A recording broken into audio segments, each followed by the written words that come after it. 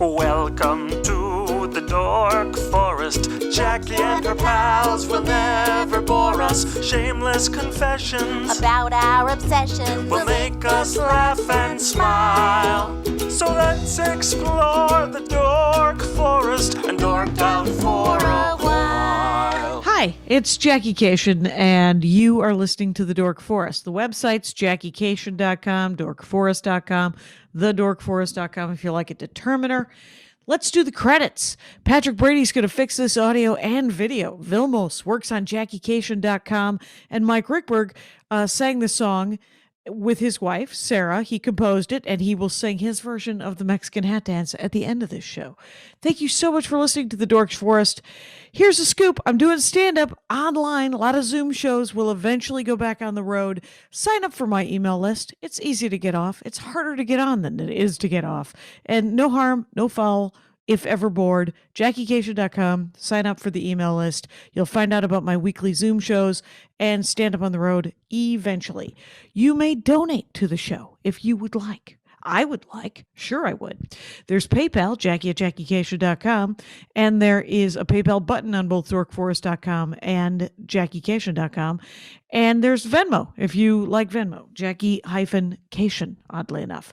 If you have listened to all of the shows, go to dorkforest.bandcamp.com, I think. The Dork Forest has a Bandcamp page.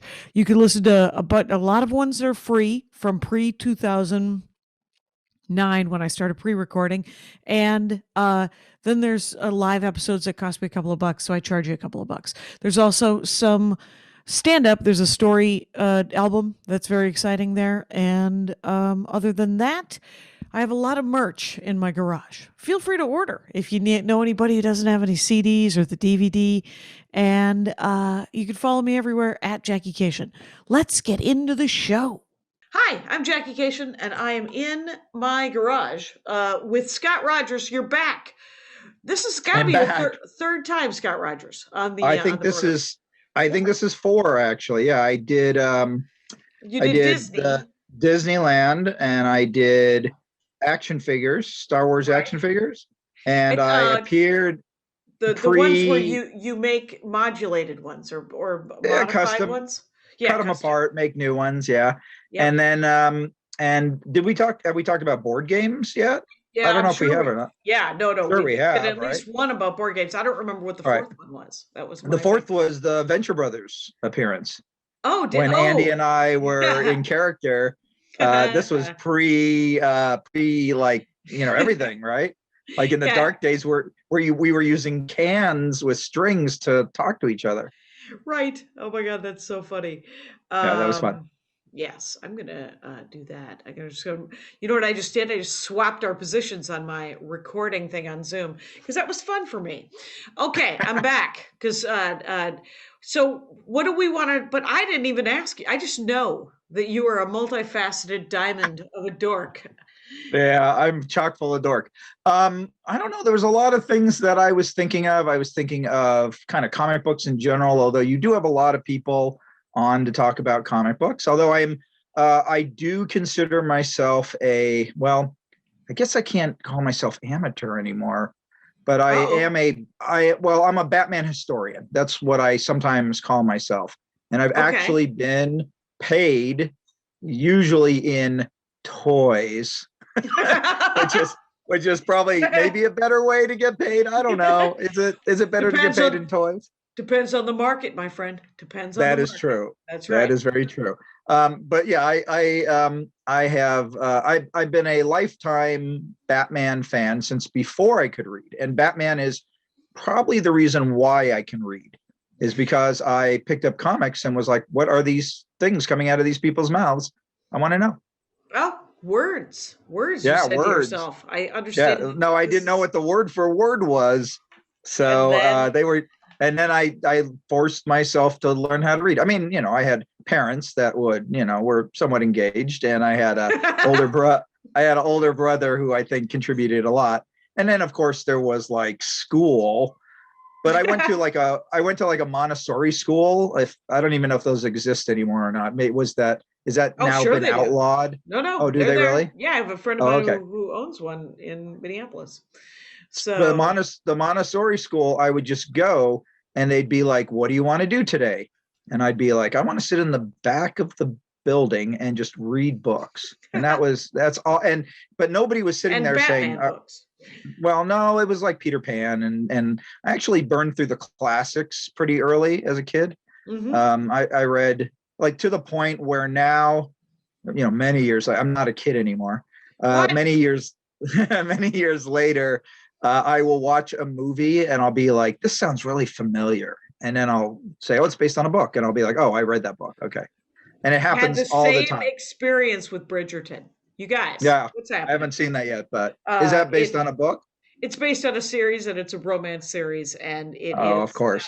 it is hilariously um it's actually, in the world of romance novels, it is actually quite it's one of the funner ones. It's just a fun light. You've read A Small Angry Planet, and then have you read, or Damn, Just One Thing After Another? There's a bunch of sort of science fiction that are super light. Okay. And Is this like 50s era, like Bradbury Heinlein, or is this modern? now, yeah, it's Oh just no, I'm oh, not okay. familiar with those. Yeah, there's a bunch of books that are that I think, and this isn't fair. It's not fair for me to talk about Julia Quinn, who wrote the Bridgerton series, because have I read a novel, written a novel? I have not. But they're written, they're lightly written. Mhm. They feel like They're breezy. and yeah, they're pretty breezy, and there's science fiction like that, and there's romance like that, and there's mysteries like that, and Bridgerton is actually quite fun. It's historical, but it's not historically accurate. Like Right. there's different kinds of historical romances and even historical fiction, but whatever. All I know about Bridgerton, my wife and my daughter watch it. All I know is every time I walk by the TV set, somebody's fucking. That's all I know Yeah, about Bridgerton. it's a romance novel. You're It's a hoping that they're sex fucking. novel. It's a sex novel. It's not even Oh, there's it's the there's a ro- lot of noises that come out of the other room. I'm the busy, doing something, You're usually making busy a being board the game. dad and going, I'm not watching this with my daughter. And that's what we like about you, Scott Rogers. And Puritanical. and well, just there's a certain point where you're just like, I don't need to I mean, I'm happy that the children in my life see these things, and that they Yeah. grow up to have lovely full sexual interactions with consenting adults. One day I they will. I don't necessarily need to know about it, hear Nope. about it, and but whatever. And I hope that it happens at college. That's what I tell them. I was like, Yeah, exactly. As if you long can as it wait till happens college, out of the house, that's all I care about. yeah, No, that'd be ideal. actually, I have a really well. My son is at the age where he still doesn't, engaging with him on anything about other than Yu-Gi-Oh is, is a is a bit of an effort. But my daughter, bless them, we actually have a good relationship. We talk about a lot of that stuff, and once in a blue moon, we will talk about the sexual things. But Sure. I'm still a dad. I still get embarrassed about it. Right, and getting embarrassed about it doesn't mean you're unwilling to talk about it. It just means you're slightly embarrassed about it, and you can Exactly. power through it if she needs someone to talk to about some bullshit. You're like, yeah, Exactly. we can talk about it. I'm just going to be over here blushing a little bit, and then going, you'll be an adult anyway. So Well, the here's what fun I part want to. about it. Well, Yeah. the fun part about it is last note is that I say you do realize I had a life before you came along, right? That's what I always tell them. She doesn't want to hear it either. Yeah, no, exactly. I didn't know this. They'll say. Yes. Here's my scoop. Will we discuss Batman? Because here I had someone talk about Superman and how much he Oh, liked Superman. Just in passing, but he was said that how much he but liked was that Superman Mark 4. Waid, the living encyclopedia of Superman? It Because that was a was, good but that's episode. not the one that I'm talking about. It was the one Oh, before okay. that. And Oh, I can't all right. remember, is a comic and a very good person. Well, I have to Cannot warn you, remember their name. I'm no Mark Waid. Right. And the other thing I want to say about Mark Waid is what I find really amusing is his favorite Superman story is also my daughter's favorite Superman story, which is that Aw. Superman owes $1 billion. So you should one day talk to Evelyn about Superman and particularly Supergirl. because Okay. they're an expert on like 50s Superman stuff, which is pretty funny. Okay. Oh, that's But fun. anyway, back to But me, back to who you, is more of Scott a Rogers. I'm a Batman guy. You're There's a a Batman difference. guy. What There is is. the I mean, difference? the difference is you like Batman. And thanks for listening to the Dork Forest, you guys. See you guys later. Shortest episode ever. Yes. No, I mean, I don't know. There's definitely a person. It's a Coke and Pepsi thing, right? It's kind of sometimes it's a little hard to elucidate. For So me, yeah. Batman was made in the 30s, right? Or something, or the 40s? So the story goes, Superman comes out in 1938, is this huge hit. And the guy who runs what eventually becomes DC Comics, his name is like Major Malcolm Wheeler or something like that. He says, I need another Superman because I like making money. And so Bob Kane, who was kind of a mediocre cartoonist, but he lived in New York, and I guess he like hung around. He was doing like kind of cartoony strips mostly for DC, like kind of the equivalent of like Popeye, like Thimble Theater ripoffs, right? Like Okay. anyway, he goes, I can come up with a Superman. Give me a weekend. And so the story goes, he goes home and he says, well, Superman, he looks like this. I'll do the opposite. I'll make it a guy that kind of is like a bat. And so he draws up he essentially traces a Flash Gordon image, and he puts bat wings on it and puts like a little domino mask. And so if you can imagine Mr. Incredible with bat wings and no logo on his chest, that's essentially the character he created, and went, ta-da, here is Batman. And so then he shows it to his pal, who's this guy. These guys are all kids, remember. They're like maybe, I don't know, like 17, 18, 19 years old. Like they're like fresh out of high school.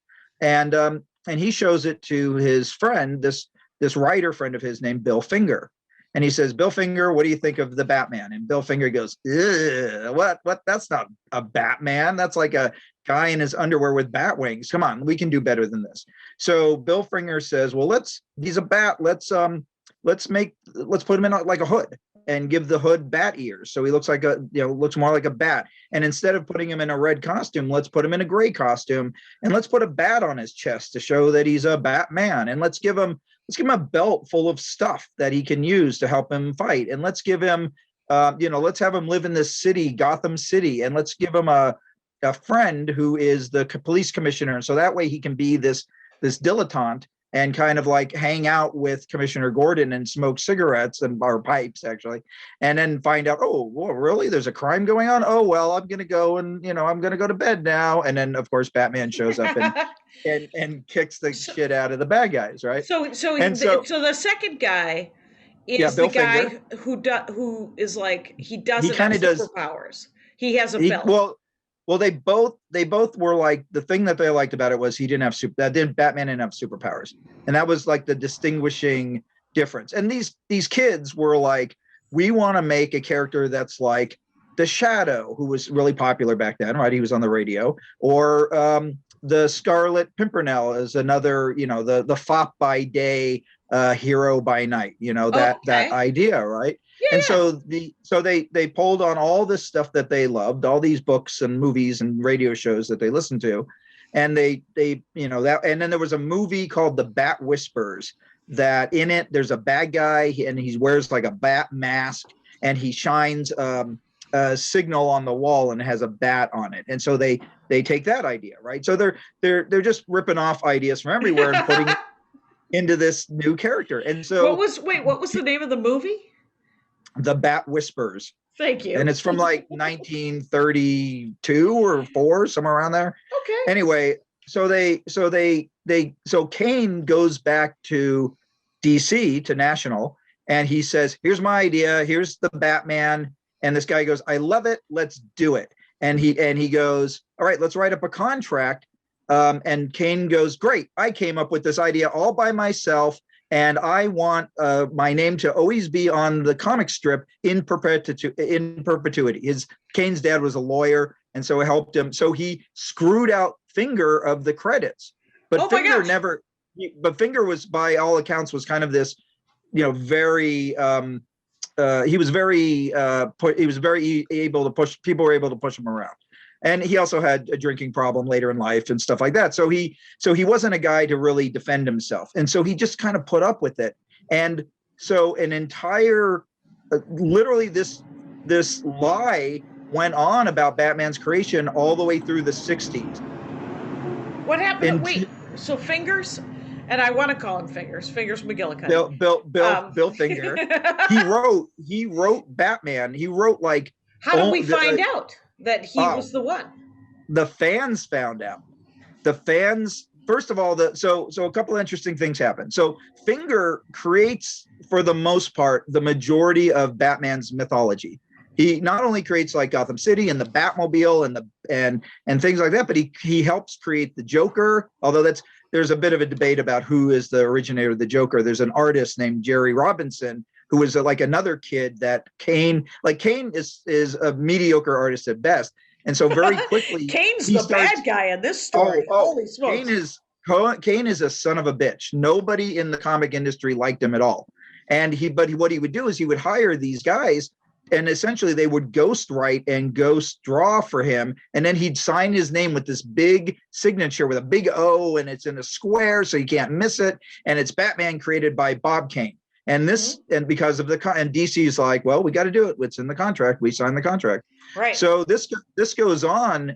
So Finger creates Catwoman. He creates more or less the Joker. He creates Riddler. He creates Robin. He creates Scarecrow. He creates Penguin. He creates like every major Two-Face. He creates every major character from the Batman mythology and the world. And he also comes up with the gimmicks like Batman fighting on a giant typewriter, which is like a real staple of 1940s comics, and things like Batman having different suits. You know, I'm going to be in the snow, so I'm going to wear a white suit. I'm in the dark, I'm going to wear a phosphorescent suit so the bad guys think I'm a ghost. Things like that. But we don't know. We know that Bob Kane didn't come up with these things. No. Kane was just cashing the checks. The stable of writers and artists. And artists, yeah. There were a couple other artists. There was a fellow named Charlie Paris who would do all the backgrounds. Even to this day, but in the early days of comics are always done kind of like an assembly line. So Kane in the earlier days, like maybe the first 5 or 10 years or so, he would like draw Batman's face. Yeah. And then have everybody else do the rest. And so like they would draw, other guys would like draw the body, and then Charlie Paris would do the backgrounds, and Finger, of course, would write it, and then have another dude letter it. And when Batman became popular, he was now in 1939 is Detective Comics 27. That's the first appearance of Batman. Okay. Then a year later, the character is so popular, they give him his own book, which is Batman #1. And so that's the first appearance of the Joker. It's the first appearance of Catwoman, and a few months before Robin, or maybe a month before Robin had first appeared. So this is like the famous cover of them swinging on this kind of yellow background. And my advice is, if you ever are going to buy a comic for investment purposes, that's the comic to buy. I think the most recent one just sold for like $2 million.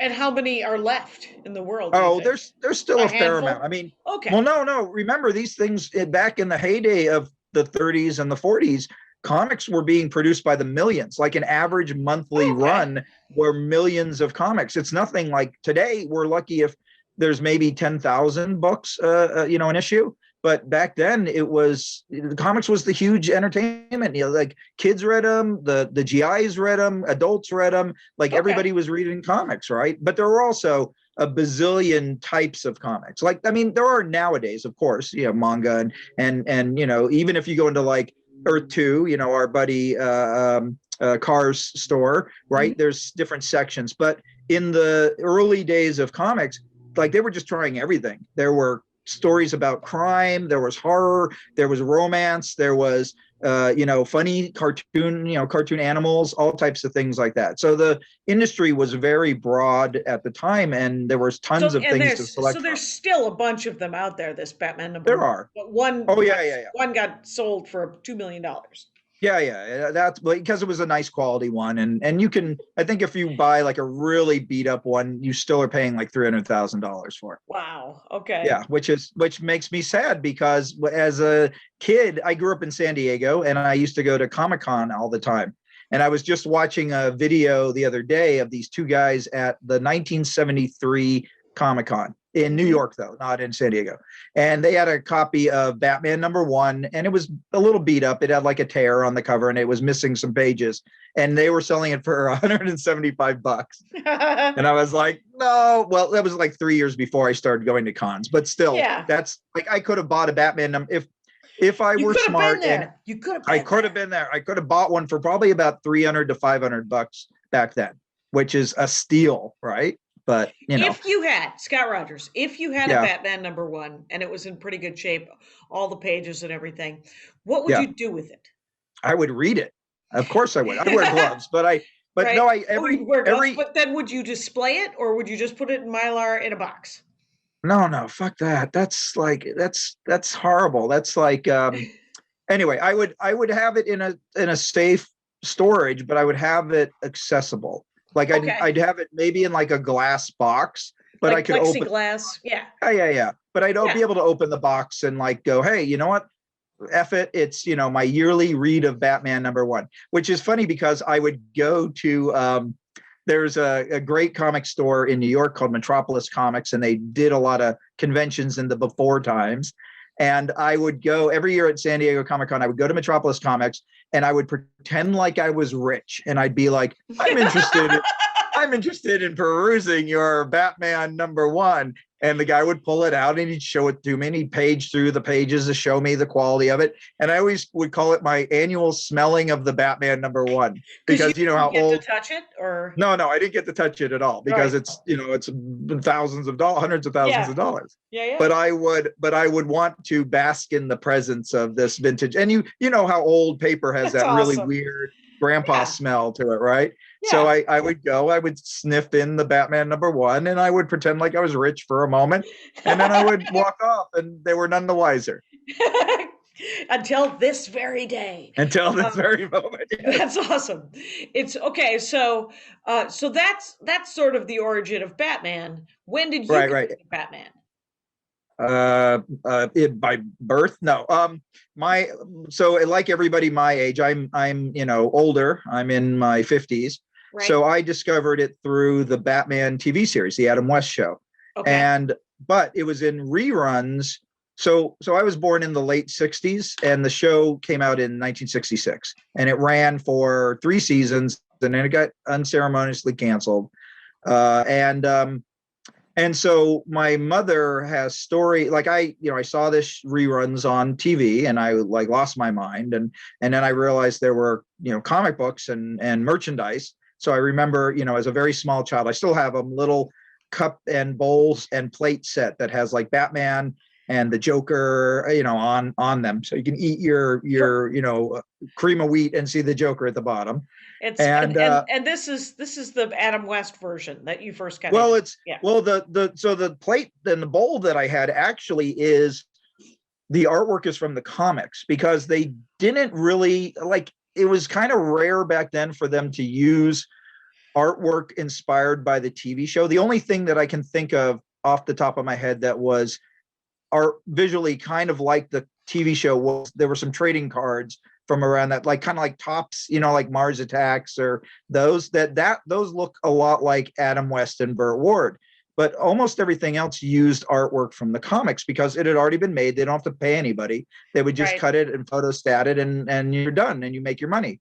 And so the plates that I had artwork from an artist who was he was considered by the fans at the time to be the finger quote, the good Batman artist. And this was an artist named Dick Sprang. And Dick Sprang is, his style is very distinct. It's kind of blocky. Remember when Mark Waid was talking about an artist named Kurt Swan? Does that ring a bell? Yeah. So Kurt Swan was the good Superman artist. Dick Sprang was the good Batman artist in the 40s and the 50s, early 50s. And so the art on the plate and the cup and the bowl that I had was Dick Sprang art. And so that's the version for me that and it's also, if you remember the opening credits of the Batman TV show, the cartoon, that's Dick Sprang style, right? Okay. So that was for me. I love Batman. I love most versions of Batman, but my version of Batman is Dick Sprang. That's the one I love.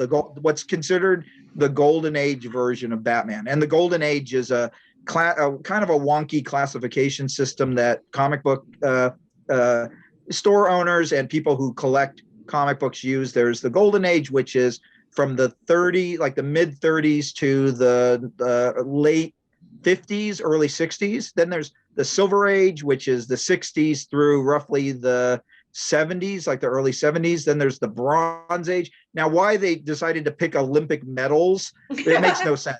It is the stupidest rating system or grading system I've ever heard of. But personally, it's in now. Well, it is. It's been around for a long time, but I use my own classification that nobody will ever use. But for me, I call it golden age because it's like, the golden age of television or the golden age of radio. Then the silver age, okay, silver age, things are starting to mature. Then for me, I call the 70s the super age because superheroes were everywhere. That was like the big boom in superheroes, right? You had Spider-Man on the Electric Company. You had, you could buy, orange juice with Batman on it. You could get, lunch boxes, whatever, right? Like it inundated pop culture. The word super was showing up all over the place. The logo, the Superman logo. And then then the 80s is called, so this is where it gets weird in the comic rating system, is the Bronze Age kind of lasts through the late 80s, kind of right around where Dark Knight Returns and Crisis on Infinite Earths, which are two DC titles, very famous titles. But then after that, everything is like the modern age. And it's like, have we been in the modern age since the late 80s? What? Yeah. Like, are we in the postmodern age? Like what? So myself, I've come up with other things like the Dark Ages is the 90s because partially all the heroes go very dark and they're gritty and they all talk like Christian Bale, if you're going to read them to your kids.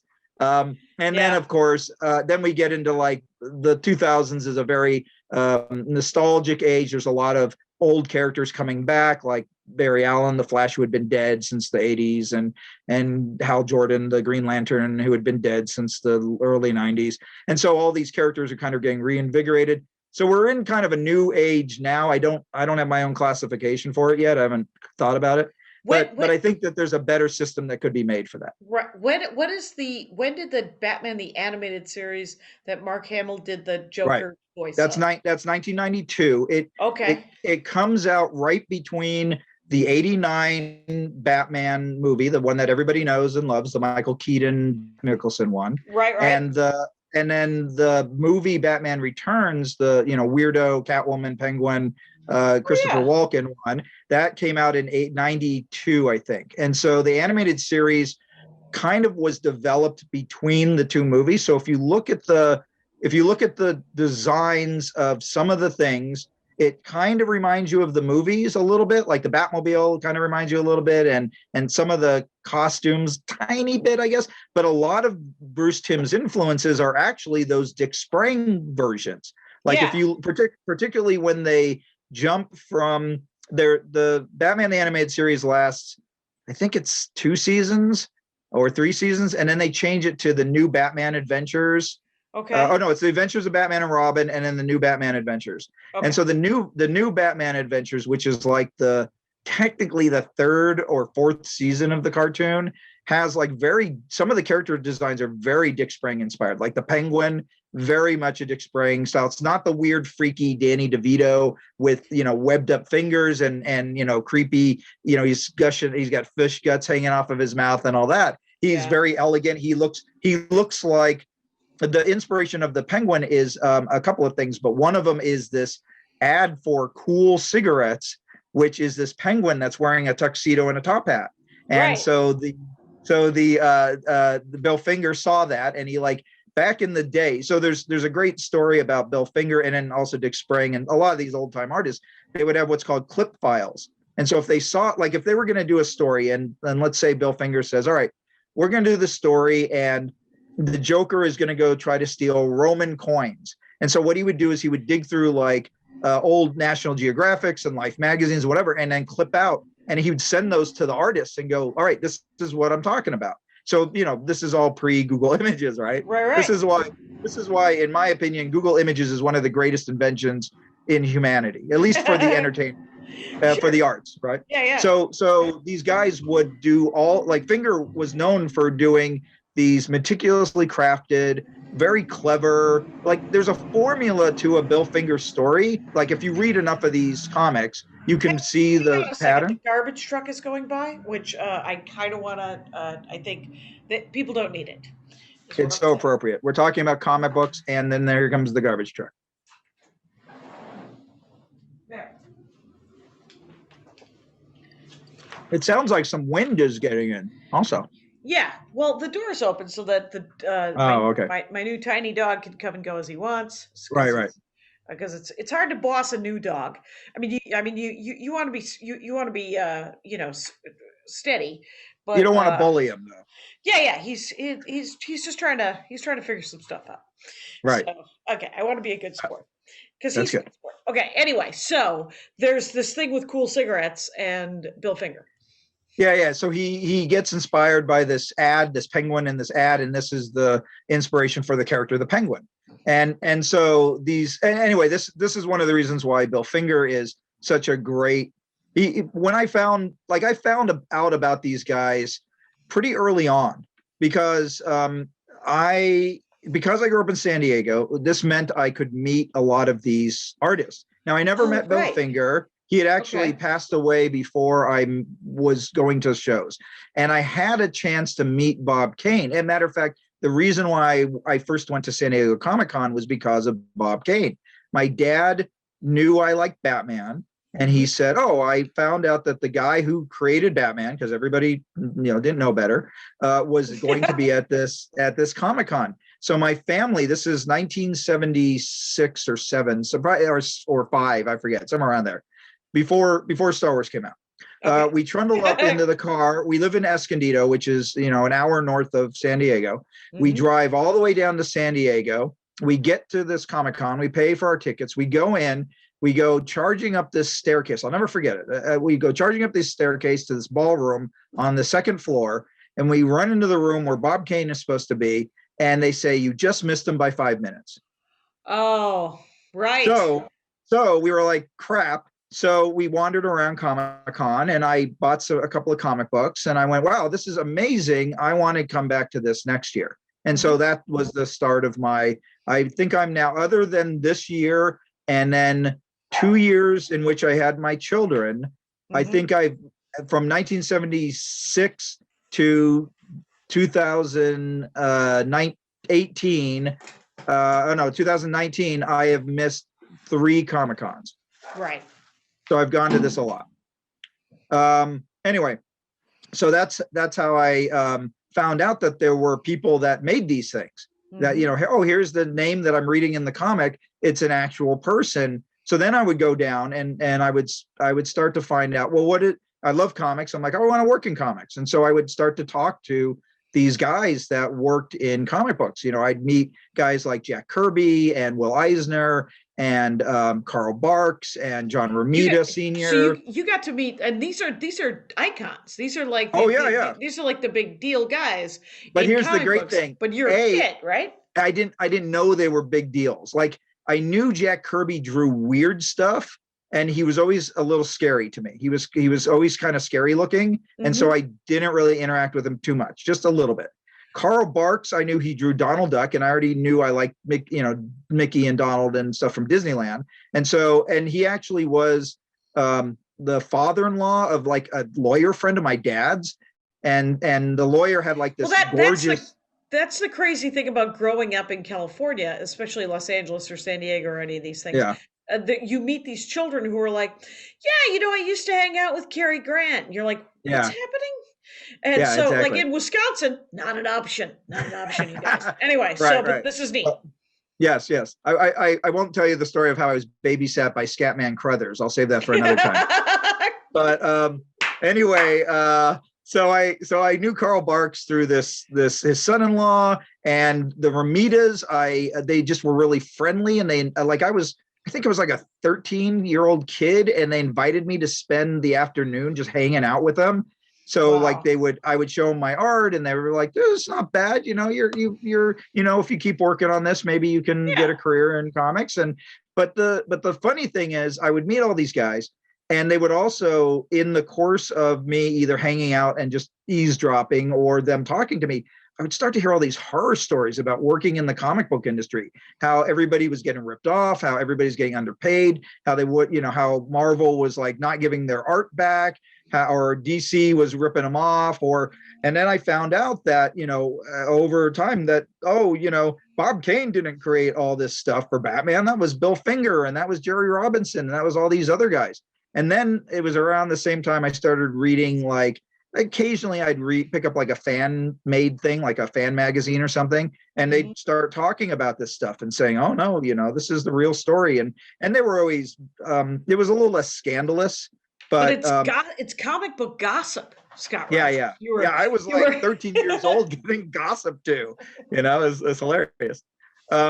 So I found out pretty early that Bill Finger was the co-creator of Batman and that he never really got credit for it. And so by the time back in 1989 rolls around and Bob Kane shows up to do a victory lap for the Batman movie. And by the time I had an opportunity to actually meet him, I had no desire to meet him because I knew what an asshole he was. And I'm like, I don't want to meet that guy. So I never met Bob Kane.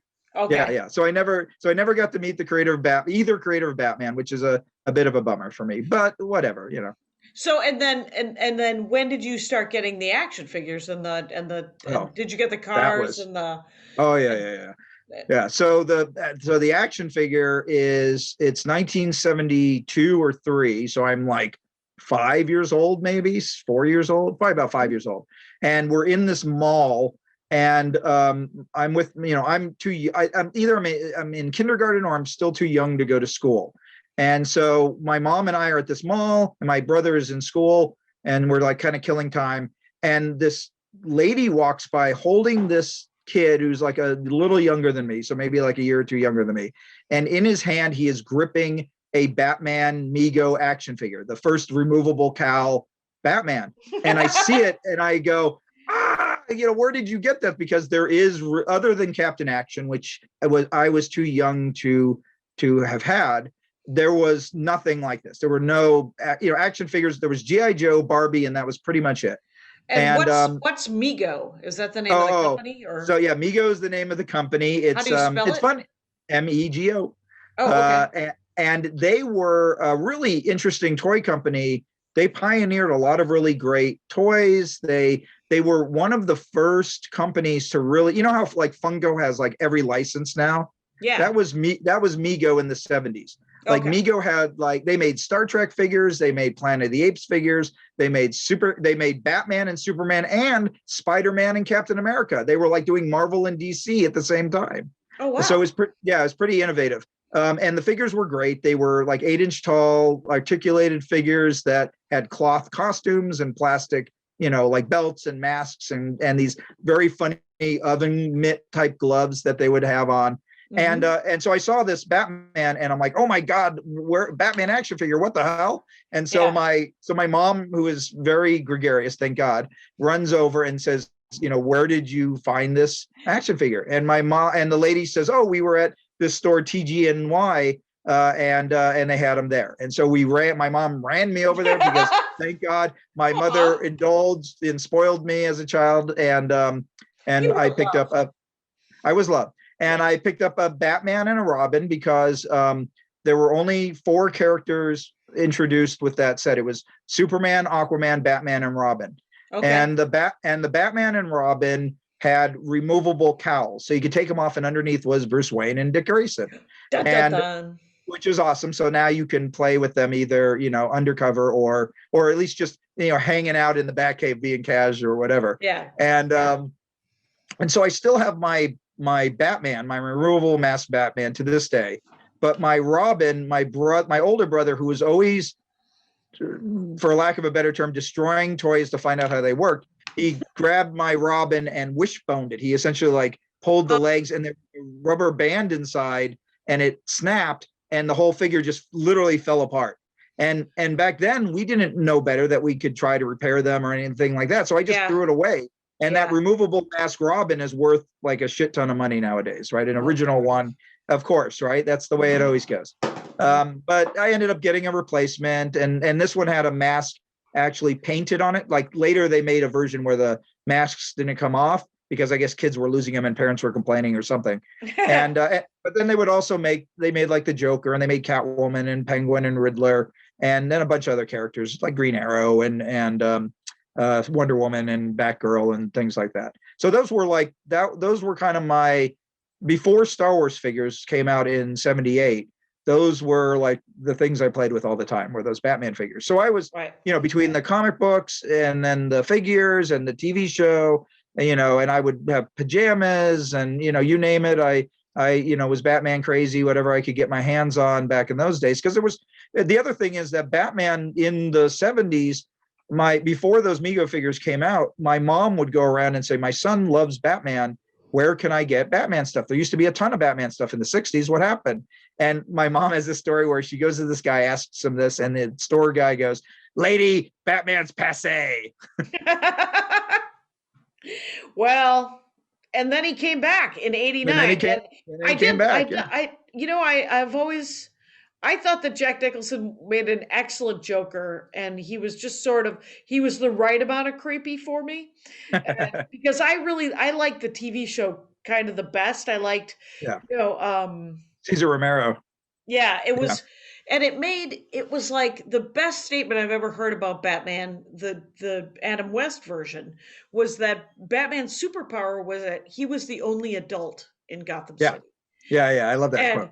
That's great. Yeah, and that was from the pre-Mark Waid Batman episode of the Dork Forest, whose name I am, even though I spent a week on the road with this guy. What the hell's that guy's name? Could have been Batman. Maybe he was secretly, but I think he liked it was about Superman, but what he said in passing was that was his favorite thing about Batman. Anyways, there's a funny cartoon that I forget who drew it. It might have been like Evan Dorkin or someone, but essentially it was like Superman secretly wishes he was Batman and Batman secretly wishes he was Superman. It's like that's why they get along, or they did and then they didn't and then they did, and now I think they do now again, thank goodness. Okay. But yeah, they I think that they both, that's the reason why they hang out with each other, is because they both want to be each other. Mm-hmm. Yeah. Well, so what did so now there's cartoons and there's movies. We're in the late '80s, right? Video. Oh yeah. Well, before that, there's a big. So like, how I say the '70s is the super era, the super, every superheroes are everywhere. There's a cartoon series. There's several cartoon series. There's one made by Filmation, which is kind of inspired and voiced by the same, at least Adam West and Burt Ward, that do, that are cartoons with these two actors doing the voices. And then there's another series that's a little sillier that has kind of a Batmite character in it. That's kind of like, remember the Great Garzoo from Flintstones? Yeah. Essentially it was that, right? Like Batmite is kind of this weird character from the late 50s, early 60s, where he's this interdimensional pain in the ass, kind of like Mr. Mxyzptlk. And so he shows up and he's supposedly like Batman's biggest fan, but he's always testing. He's like, Batmite's like the worst girlfriend. He's like always trying to test his love. Like, Batman, prove to me that you're the best superhero. And it's like Batman goes through all this rigmarole and then finally proves that he's awesome. And then the next time Batmite shows up again, he's like, Batman, prove to me you're the best superhero. It's like, wasn't that enough the first time? Come on, give me a break, kid. It's just like, if I died, would you date again, Batman? Batman says, absolutely. So the comic is kind of chugging along and it's popular. And by this point, Batman is in 3 comic books, which the only other character to do this is Superman. And the books are Detective Comics, which originally started as an anthology series, and then Batman just took it over. Like, they just were like, forget all these other characters. Let's just make it all Batman all the time. And then he's got the regular book Batman. And then he's got a 3rd book called World's Finest, which originally was kind of separate stories. Like, one story was a Batman story, one story was a Superman story. And then they just said, why don't we just have them hang out and team up? And so then it became all these stories of Superman and Batman hanging out. And then they get weird. The World Finest stories get weird because usually like every third issue, Batman is either trying to kill Superman or Superman's trying to kill Batman, or they have teenage sons and those kids are trying to kill them because they're old or whatever. Like it gets really odd. And then around the late 70s, there's kind of this thing called the DC Explosion, which is a ton of books that get released by DC, and two of them are Batman related. Well, three of them are Batman related. One is Batman Family, which is a anthology book that is mostly reprints, but there's the lead story is a Batgirl Robin story. So like Batgirl and Robin they're it's kind of like moonlighting. Like they're kind of like, will they or won't they? There's a little bit of romantic, but it's the 70s, so nobody's gonna have sex or anything like that. And then, but the neat thing about the Batman Family is it does all these reprints from the 40s and the 50s. And this is where I read a lot of these old Dick Sprang stories and stuff like that for the first time is through these reprints in Batman Family. Then there's a Joker comic that lasts about 9 issues where he's essentially, it's like the Joker just being a dick. And like every issue is like Joker teaming up with Lex Luthor, Joker teaming up with the Creeper, Joker teaming up or fighting against Green Arrow or whatever. So it's like all these weird combinations. And then there's another book. There's a very short-lived Man-Bat book. I think it lasts like 2 issues. And then the other one. Oh wait, it was just right on the tip of my tongue. You know what's on the tip of your tongue, Scott Rogers? A lot of Batman information. A lot of Batman. It's fantastic. Well, that's about 70% of my brain matter is actually Batman. It's got the logo branded on the brain. The wrinkles have formed a bat signal in my brain. God damn, what was the other Batman book? There was another one. Somebody, I'm sorry. I'd be the one screaming at me in the car. Right. And now I know how it feels. Well, anyway, there was another Batman title as well. And Brave and the Bold, of course. Brave and the Bold is the Batman team up book. So it's Batman with Wonder Woman or Batman with Wildcat or Batman with the Atom or whatever, and the Metal Men or the Doom Patrol. And those are like some really cool, crazy stories as well that ended up, a lot of them inspiring the really wonderful Batman Brave and the Bold cartoon show from the 2000 and early 2010s, I think it is. Like it's way after the Batman animated series, way after Batman Beyond, but it's the fellow who's kind of the showrunner, James Tucker. It's a real love letter to guys like Bill Finger, to Dick Sprang, there's a writer named Bob Haney. There's an artist named Jim Aparo. These are like the classic writers and artists for the 70s. And then, of course, Denny O'Neil and Neil Adams, who are the guys that essentially make Batman dark again, like the first time. Because in the 40s and the 50s and then the 60s and some until about the early 70s, Batman is getting more and more like the TV show, like kind of corny and campy, and the pows and the zaps and the bams and everything is, it's comic books. It's very brightly colored, but the stories in the 50s and in comics in general, there was this thing called, or this guy called Dr. Wortham, Frederick Wortham, who essentially said comics are creating juvenile delinquents, and Batman and Robin are living a gay homosexual relationship, and comics that feature crime and vampires and voodoo and all this stuff that were particularly in there was a company called EC Comics, and they were like the top selling company at the time. And all these things that this quack, we find out years later that he faked a lot of data and he was just a real piece of work. It put this company EC out of business, and they kind of had the last laugh because they eventually put out Mad Magazine. That's who the EC guys essentially became. Mm-hmm. But as a result, DC was terrified, and all these other companies were terrified of the wrath of the mother. And so they said, all right, well, we're going to self-regulate. We're going to create a thing called the Comics Code, and we're not going to have crime stories, and we're not going to have vampires and voodoo and people getting needles shoved in their eyes. We're going to sanitize comics.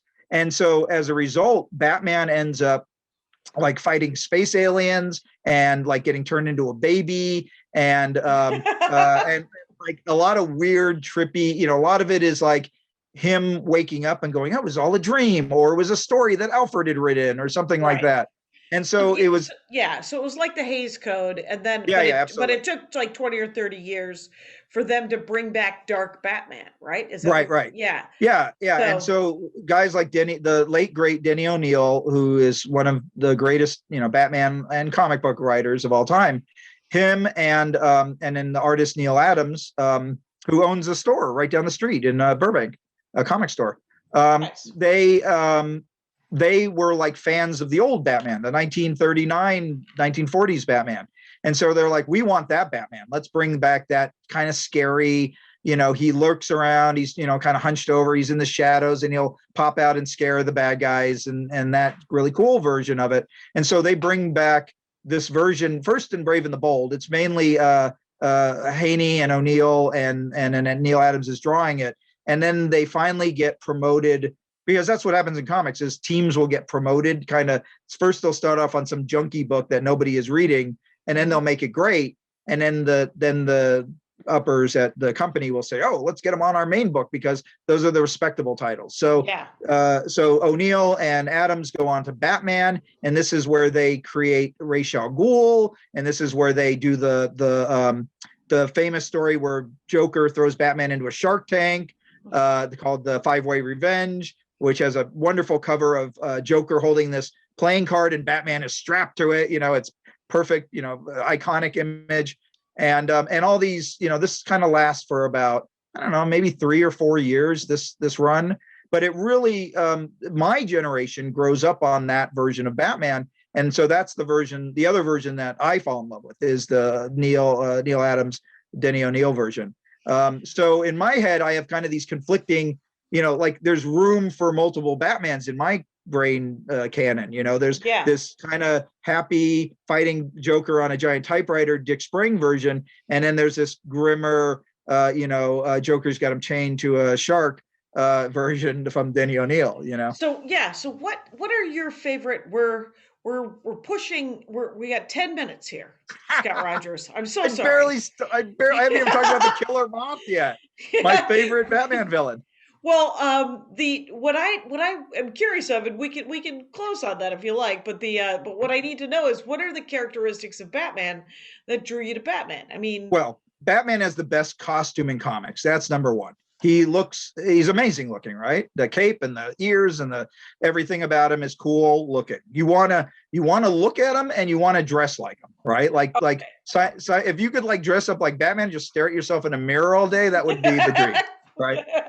But it doesn't stop there. Gotham City is an interesting place, and a lot of writers have added to it and made it an interesting place. But I think ultimately for me, Batman has the best rogues gallery in comics. He's got, you go 12, like some superheroes, you get maybe 6 villains deep and you're like, okay, I can't think of really anybody good. Like Superman has a horrible rogues gallery. It's terrible for one of the greatest characters in American literature. He has such dumb villains. Some of them are just terrible. But the only character that rivals Batman is Spider-Man. Spider-Man has an amazing rogues gallery as well. But Batman, his characters are scary and they're messed up, but they can also be played for kind of fun. Like the Joker works as kind of a silly clown character, but he also works as a homicidal psychopath. And I think that flexibility is what makes them, and visually they're amazing, right? Like people love to draw those characters and little kids love to draw them. Like if a little kid wants to draw your character, you're onto something.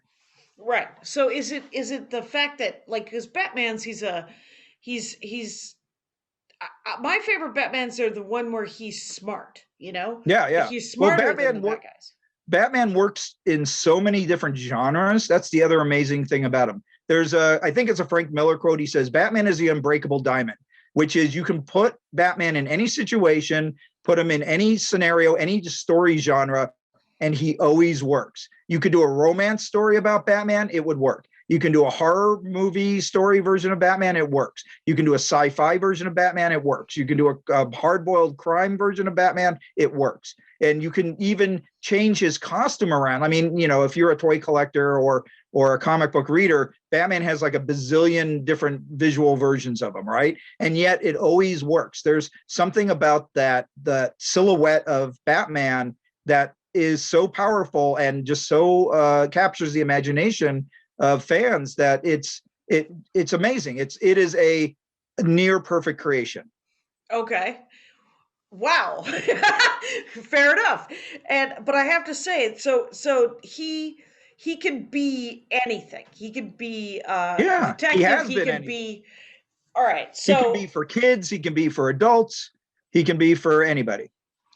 Okay, so he's in space, he's solving crime, he's a scientist, he's a computer genius.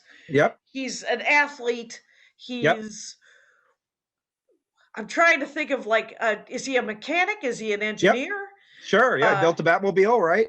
Okay. In some stories. In other stories, they have, some writers have kind of gone, well, this guy can't be everything. So they've kind of right. So sometimes they expand it out. Like there are stories about other people that have built the Batmobile, but in some versions, Batman has built it.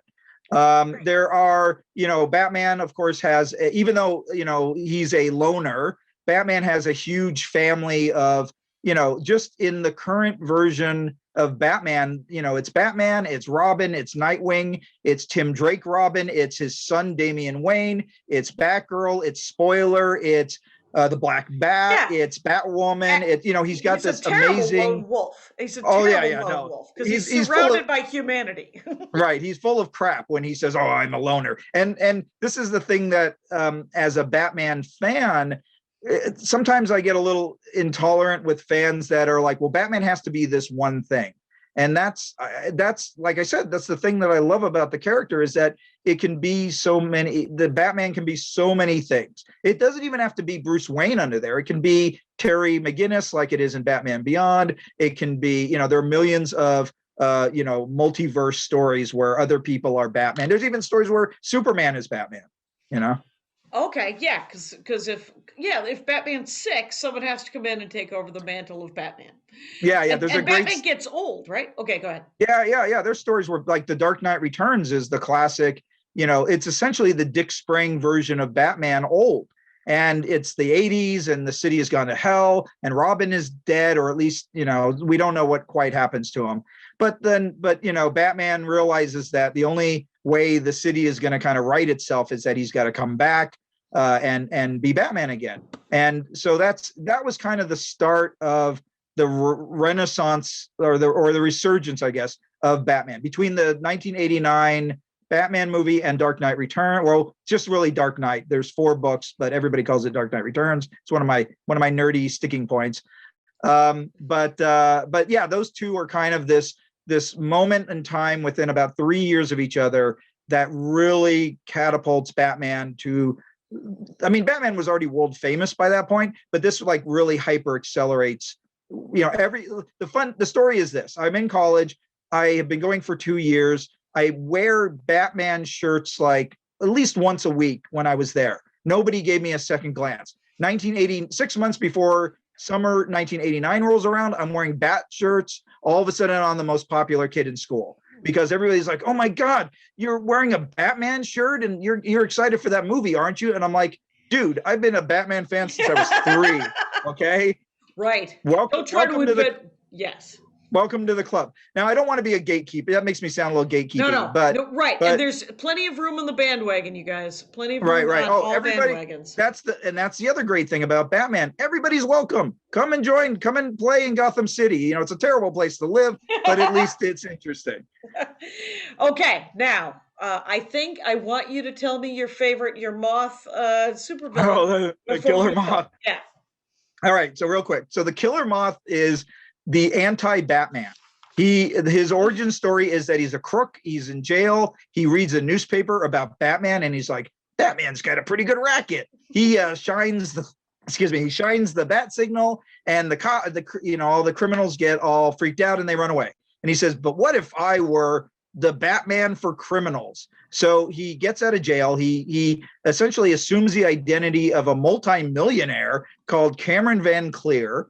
And he has a moth cave, and he has a moth mobile, and he's got a gun that shoots cocoon. Well, later on, he has a gun that shoots cocoons. But Wait, essentially, it's weird that he pretends to be also a multimillionaire like Bruce Wayne. Well, how does he afford all? Like, they've never. Yeah. This is a story. If DC were to hire me, that's one of the stories I would want to tell. Is like how the Killer Moth got his cash, and and so he invented so what he Post-its. Go ahead. Yeah, exactly. Yeah. So he goes to all the criminals, and he gives them all these flashlights, little miniature spotlights, and he says, "All right, whenever you're doing a crime, shine. If the cops are coming after you, shine this in the air, and I will come down and I will beat up the cops for you for like 30% of the take."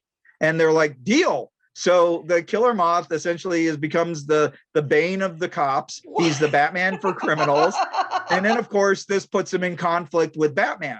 So they fight, and Batman wins, of course. But then a few issues later, the Killer Moth is like, his cover for Cameron Van Cleer is blown. So he's now got to find another millionaire to impersonate. So he says, well, I'll be Bruce Wayne. So he goes and gets plastic surgery to look like Bruce Wayne. And he's running around as Killer Moth. He's running around as Bruce Wayne. They catch Batman. They unmask Batman. They go, hey, Batman's Bruce Wayne. And then like Batman runs away or something. And then Killer Moth comes in looking like Bruce Wayne. And all the bad guys shoot him because they're like, oh, that Bruce Wayne is Batman. Let's kill him. And so poor Killer Moth gets all shot up and is technically dead. But the thing about the Killer Moth is he keeps showing up. He keeps popping. Like Killer Moth has had more. At one point, Killer Moth had more appearances in Batman comics than the Riddler and Scarecrow and even Two-Face. Who made Killer Moth? Who wrote? So he was written by Bill Finger, and he was. Oh, okay. No, I'm sorry. He was written by. No, he was drawn by Lou Sayre Schwartz was the artist. No, he was created by I think it was Bill Finger. What year is this? 1904.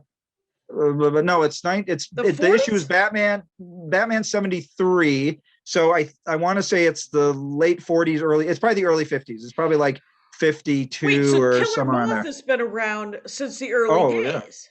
Yeah. Yet I have never heard of Killer Moth. Oh yeah.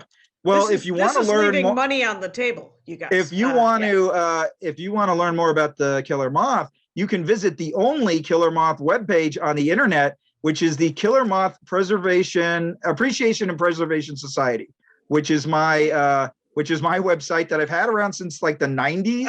And awesome. 1951 is when he first appeared in Batman 63.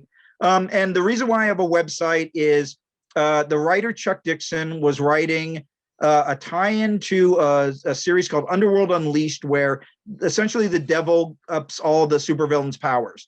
And he turns the Killer Moth into a giant bug monster that's called Chiraxes. And I wrote an angry letter to Chuck Dixon, and I said, look, I know it's probably not your call. It's probably the editor, but you're the person I can write angrily to. And I don't like that you turned him into a bug, because a big drooling bug is not interesting. What's interesting is the anti-Batman. And I proceed to school him on, he probably already knew this, but I tell him about what I just told you. And he says, and he goes, well, if you like this Killer Moth so much, why don't you make a website about it? So I said, well, F you, Chuck Dixon, I will. And so I did. So what is I made the website? It is Killer Moth Society, I think blogspot.com. Hang on, let me double check that.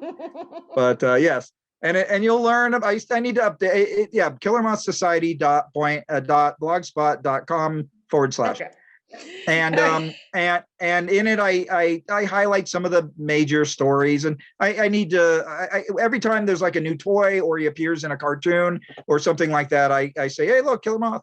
And for a while I was kind of railing against a redesign that they did. DC went through a big redesign in the mid 2000s called the New 52, and the version of the Killer Moth is essentially just a guy with like a tank on his back and goggles. It looked terrible. It was a terrible design, and it was an insult to the name Killer Moth, because the Killer Moth dresses like a large bug. He's got bug wings, and he's got a green bug helmet with antennae, and he's got stripy like pink and purple and yellow striped pants or orange striped pants. It's a hideous costume. It's totally ridiculous, but I love it. It is so great.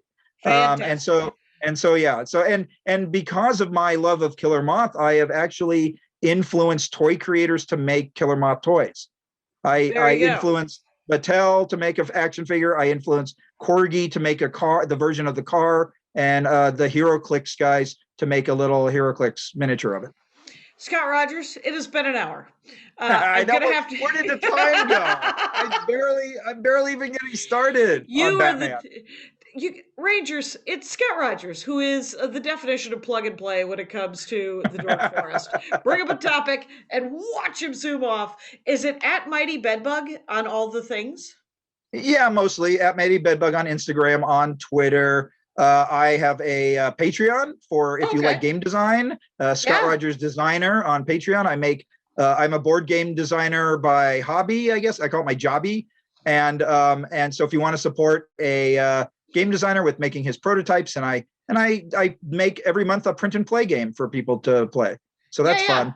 And then I also sold a bunch of games. You sold a bunch of board games. And I have two that are out. Scott the Patreon is Scott Rogers Designer. Thank you. My board games are Ray Guns and Rocket Ships and Pantone the Game. So if you like board games, I advise you to check them out. I do two other podcasts. I do one called Ludology, which I do a segment called Biography of a Board Game, which is the history of board games. And then I do another one with my daughter, which is called Fillery and Father, which is about the TV show The Magicians, which is a terrible TV show, but I get to spend time each week with my daughter. So that's nice. Fair enough. Rangers, you heard it here. Well, this right now. And so follow at Mighty Bedbug, not the Mighty Bedbug. It's just Mighty Bedbug. Just Mighty Bedbug. Yeah. Yeah, and look for Ray Guns and Rocket Ships. Yep, Ray Guns and Rocket Ships. And Pantone the Game. Pantone, which I have not played Pantone, though we have it. Oh, well, all right. Well, then I don't have to send you a copy. Don't send us a copy, because I believe we do have it. And we have learned many things about the Batman. And thank you so much for being on the show, Scott. You know the rules. Take care of each other out there. My hat, my hat, my hat. They're dancing around my hat. My hat, my hat, my hat. Well, what do you think of that? If it looks like a Mexican hat dance and it sounds like a Mexican hat dance, it's most likely a Mexican hat dance. So take off your hat and let's dance. Yay! Oh my God. Why don't we just call that as the end of the show?